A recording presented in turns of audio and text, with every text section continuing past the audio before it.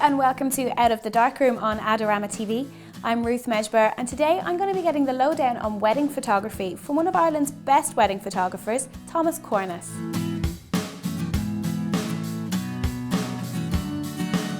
Thank you so much for coming on the show today. Maybe if you could start by telling us a little bit about how you got into photography. Well, I started in 2011 where I picked up my first camera, and that triggered another step in my career of going into doing a degree in photography in Griffith. And 3 years later I graduated. In the meantime I was trying to find what I like and what I don't like about photography. And in the meantime what happened that I shot out 2 or 3 weddings as a second shooter, and that triggered an idea that that's something interesting and you can approach it in your very own personal way and create something beautiful for people that you work with. But I always try to approach it with a very personal way and trying to meet people a bit more and see why I'm there and why they need me there and why it's so important for me to capture that wedding and find those personal things that are personal to those people and I can capture them in my personal way. And your work is almost as if you're not there, as if they're not paying you any attention. It's completely like documentary style, fly on the wall things. How do you get people to not notice you? It's all about the great connection with the couples that I have and how I communicate. The first thing I do, I just drop my cameras and I say hello to everyone. I'll go get a cup of coffee. I'm gonna harass mother to give me a coffee or something, you know, and just having a great laugh with people in the morning, having a great putting a great vibe and just showing that I'm actually more of a guest on the wedding rather than a guy with a camera or a photographer with a camera. Like I'm trying to be close to all the moments that happens, but I'm trying not to interfere with what's happening on the day. And then before you arrive on the day, I'd be interested to know how much prep work goes in between a bride and a groom. I mean, when they find you, I'm assuming they find you on the internet or through wedding fairs and that kind of stuff, and they contact you, like how well in advance would it be, and then what's the procedure after that? Right, so for the typical bookings, I would get an email anywhere from 3 to 18 months in advance. So I'm booking as far as 2018 now, but I'm booking still weddings for December this year. I think having a great website which communicates everything that you want to put across is really helpful, because before they approach you, they know a lot about you and the style of work and how you work on the actual wedding day. So it's a matter of having a good meeting with a couple and just show your personality. I mean, like how much photography is in your job, or is it all like web design and, you know, marketing and that kind of stuff? I'd love to know the breakdown. Before you go into photography, you think, oh, I'm going to be taking beautiful photos and I'll be getting paid for that. But when you start to actually get paid, you realize that it's the photography business is not really about photography itself. It's actually more than that. You have your marketing, you have to upskill your business skills, you have to upskill your marketing, your personal skills, communication skills. So there's a lot into it, and the faster you get them, the sooner you're going to grow in the business. So, I mean, because you're not at this too long professionally, are you? I mean, you told me you graduated in 2014 with your degree, which is fantastic. That's only like 2 years ago. You've such an amazing portfolio and body of work to get in such a short space of time. You must have been all over those business skills.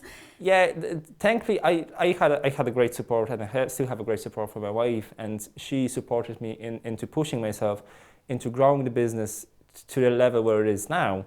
And yes, it did happen in such a short time and space, but that was all thanks to kind of being very brave in business decisions that I was making and not be afraid of the failure.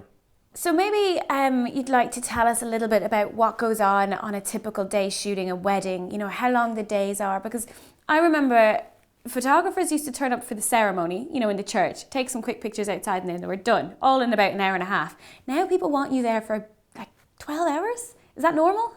Yeah, it will be pretty normal. Now, again, because I do the documentary style of wedding photography, people love to see the whole kind of a documentation of their day, from the very early morning where they have a makeup on until the dances at night, where people just go absolutely nuts on the dance floor. That's what we want. So the typical day will be, I normally start around 3 to 4 hours before the actual ceremony starts. So that gives me enough time to do the kind of a must shot of a dress and shoes and stuff like that. But there's actually a bigger sense in that I can actually establish myself well with the people that I work with. So all the bridesmaids and bride and mothers and whoever else is there.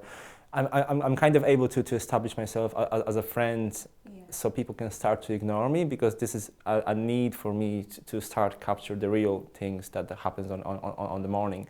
Moving on, then there's a ceremony. After the ceremony, we typically do a family photos, which you wouldn't see in my portfolio, but I personally feel this is the most important images from the day. The family photos are crucial. You may not like them today, but in a few years' time, that's going to be the images that you'll be looking at the most. That's brilliant. I'm glad to hear that people are still doing those family pictures, because they are so important. And then after you do the portraits, what do you do? Do you take the bride and groom away for like their little couple session, or? So what we normally do after the family photos, I love to take my couple out just for a bit of a walk and have a bit of a fun and have a bit of a crack and just go and try to create something beautiful for them. I keep it very relaxed and kind of chilled out, and I wouldn't put too much emphasis on posing. I'll be more into capturing the moments or capturing the kind of the connection between those two people, because this is the only quiet time of the day for them, so that they can actually enjoy themselves. So I always try to put kind of focus on them and just capture how they feel about themselves in the most important day of their lives. And then do you stay and do the party as well?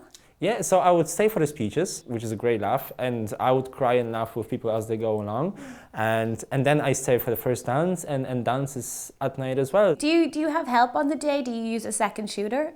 Most of the time, no. It will be just me, and I worked out the system that works for me. And I find if I have a second shooter or an assistant, I lose a connection with people that I work with. So if I'm on my own on the day, I'm able just to focus in and think about what happens without being distracted by anybody else. Wow, that's a really good insight into that. That's amazing. Fantastic.